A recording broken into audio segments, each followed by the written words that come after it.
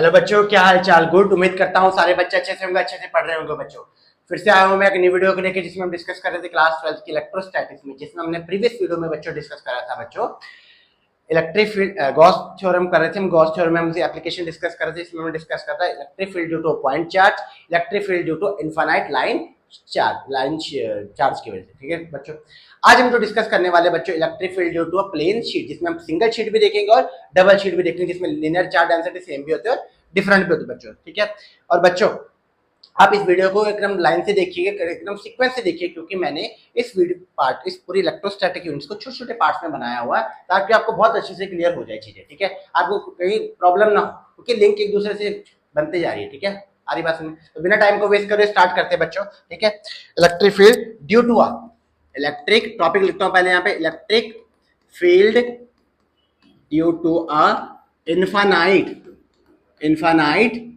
Plane sheet. ठीक है, single sheet की बात करूं बच्चों, कैसे बनाओगे? पहले आप एक शीट ड्रॉ कर लोगे। यहाँ पे एक शीट ड्रॉ करिए आपने, जिसपे चार्ज क्या होगा? पॉजिटिव चार्ज होगा। कौन सा चार्ज होगा?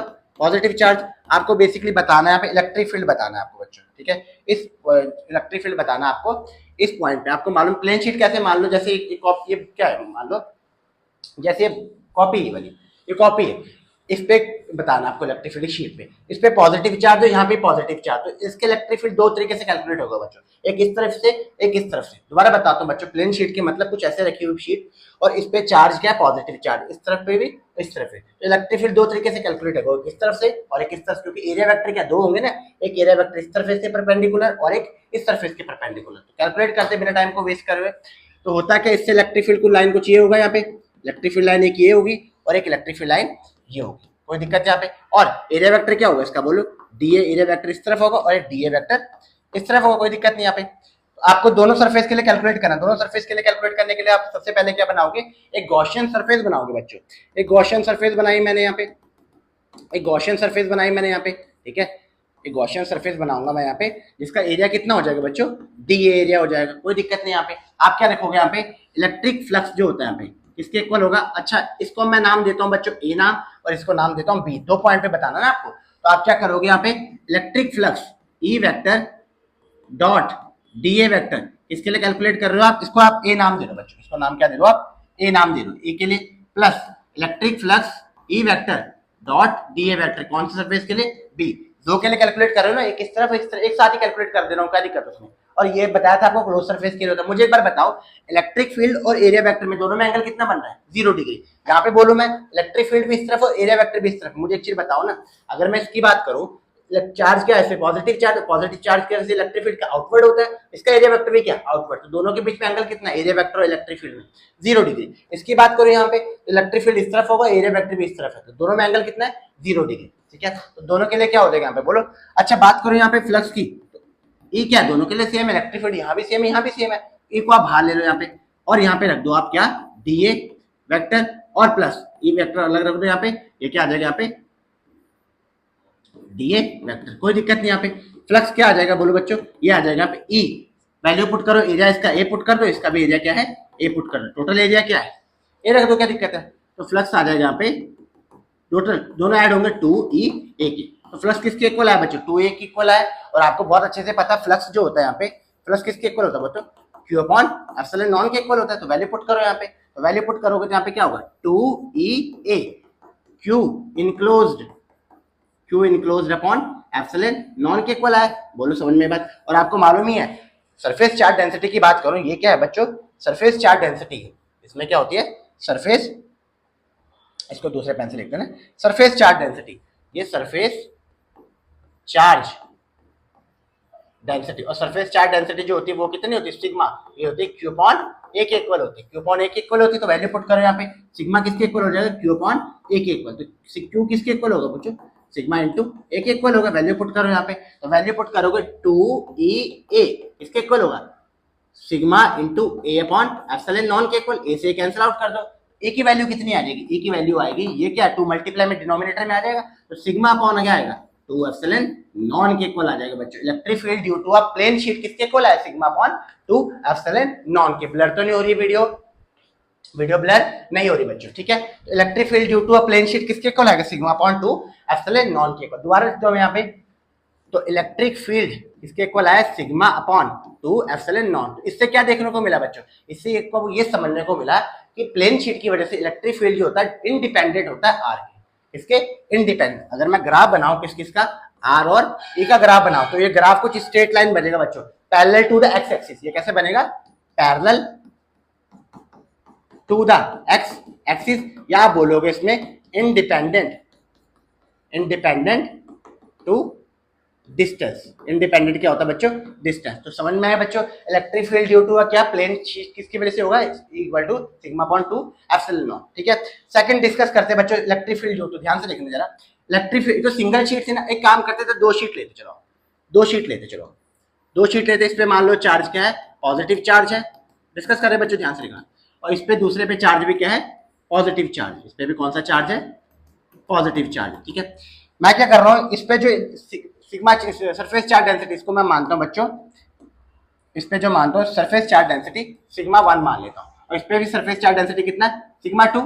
बोलो आई बात समझ में, सरफेस चार्ज डेंसिटी तो मैंने दोनों वो कर लिया, यहाँ पे सिग्मा ए और सिग्मा 2, कोई दिक्कत नहीं है। बट एरिया दोनों का सेम है, एरिया कितना, इसका भी एरिया ए है और इसका एरिया भी कितना है, ए। बोलो इतनी बात समझ में। हमें निकालने के 3 पॉइंट पे इलेक्ट्रिक फील्ड निकालना है, एक इस पॉइंट पे निकालना है, इसको ए नाम देता हूँ, एक इस पॉइंट पे निकालना है, इसको बी नाम देता हूँ, और इस पे निकालना है सी नाम देता हूँ। समझना जरा मैं क्या कह रहा हूँ, दो प्लेन शीट रखी हमने यहाँ पे, दो प्लेन शीट रखी, इस पे भी चार्ज कौन सा डेवलप है, पॉजिटिव, इस पे भी पॉजिटिव। तो 3 पॉइंट पे बता रहा हूँ, मुझे एक बार बताओ, इसकी वजह से इलेक्ट्रिक फील्ड आउटवर्ड होगा, इसकी वजह से भी जो इलेक्ट्रिक फील्ड होगा वो भी क्या होगा, आउटवर्ड।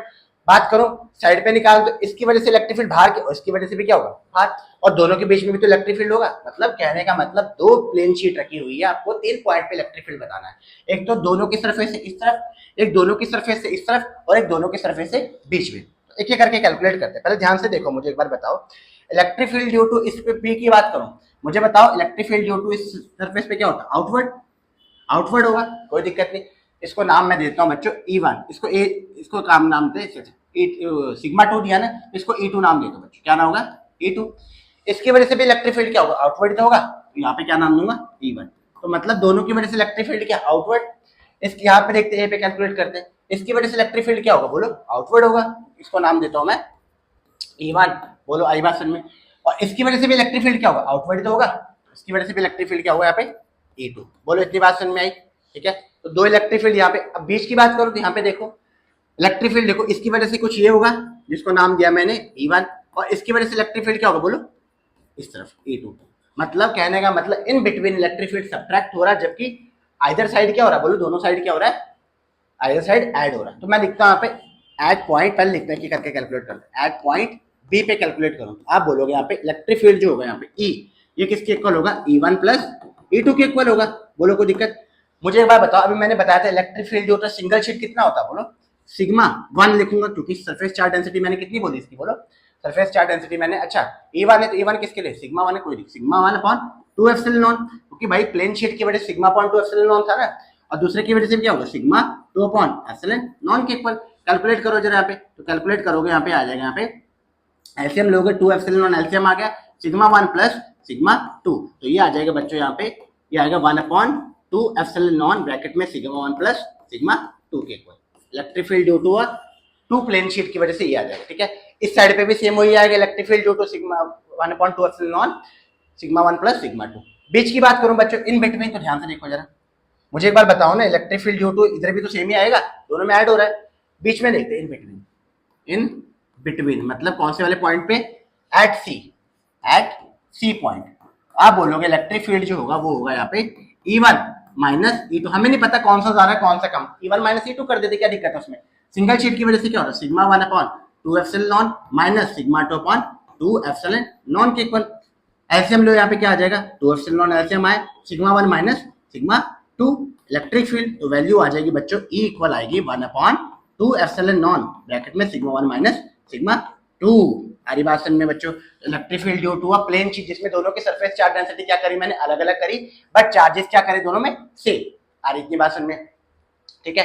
तो ये वाली बात समझ में। दूसरा देखते हैं यहाँ पे, दूसरा देखते हैं केस बच्चों, दूसरा केस देखते हैं यहाँ पे। मान लो एक शीट है यहाँ पे, इस पे चार्ज कौन सा है, पॉजिटिव ही चार्ज है, क्या चार्ज है, पॉजिटिव। और इस पे भी कौन सा चार्ज है, पॉजिटिव।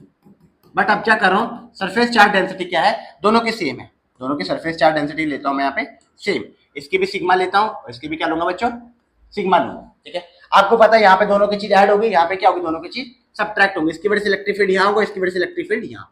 ठीक है, तो कैलकुलेट करते ए की वैल्यू जो आएगी बच्चों वो आएगी यहाँ पे E1 माइनस E2, जो किसके इक्वल आ जाएगी, जीरो के इक्वल आएगी। क्यों, क्योंकि सरफेस चार्ज डेंसिटी दोनों में सेम है ना बच्चों, sigma upon 2 epsilon naught minus sigma upon 2 epsilon किसके इक्वल आ जाएगी, ये आएगी जीरो के इक्वल आ जाएगी, इन बिटवीन, किसके, इन बिटवीन। बट अगर मैं बोलूं आइदर साइड, इस सी पे बोलूं मैं बच्चों, एट पॉइंट सी पे क्या होगी, यहाँ पे सी पे क्या होगी, ई वेक्टर होगी E1 प्लस E2, यही कुछ होगी, सिग्मा अपॉन एप्सिलॉन नॉन 2 और sigma upon 2 epsilon naught, LCM लो 2 एप्सिलॉन नॉन एलसीएम आ जाएगा, ये आएगा यहाँ पे सिग्मा प्लस सिग्मा, ये किसके इक्वल आ जाएगा, सिग्मा अपॉन एप्सिलॉन नॉन के इक्वल आ जाएगा, इलेक्ट्रिक फील्ड ड्यू टू